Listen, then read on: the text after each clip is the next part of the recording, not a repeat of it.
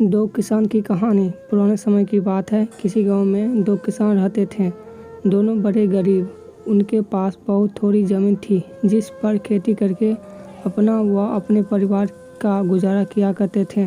समय गुजरा और उन दोनों की मृत्यु एक साथ ही हुई। दोनों को यमराज के पास ले जाया गया। यमराज ने पूछा, बताओ कि तुम्हारे इस जीवन में क्या कमी थी और तुम्हें क्या बनाकर पुनः इस संसार में भेजा जाए।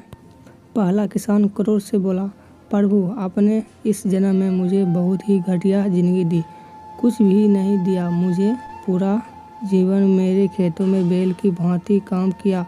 जो थोड़ा बहुत कमाया भी वह पेट भरने में ही खर्च हो गया। ना तो मैंने और ना ही मेरे परिवार ने अच्छे वस्त्र पहने और ना ही अच्छा खाना खाया। यह सुनकर यमराज कुछ समय मौन रहे, फिर पुनः बोले, तो अब तुम क्या चाहते हो।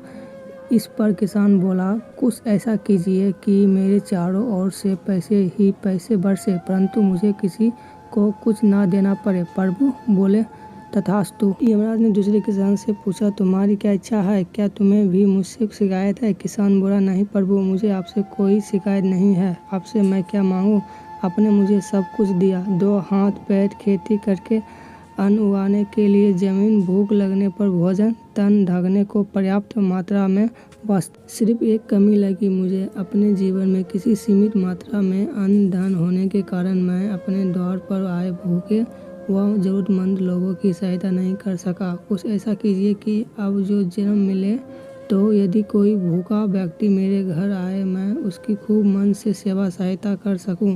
यमराज उसकी बात सुनकर खुश हुए और बोले, तथास्तु।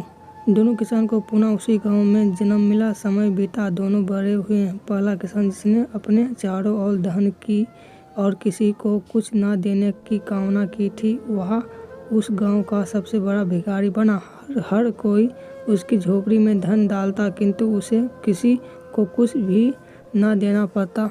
दूसरा किसान उस गांव का बड़ा धनी एवं धनवान व्यक्ति बना। कोई भी उसके द्वारा से खाली ना जाता। वह सबकी तन मन धन से सहायता किया करता।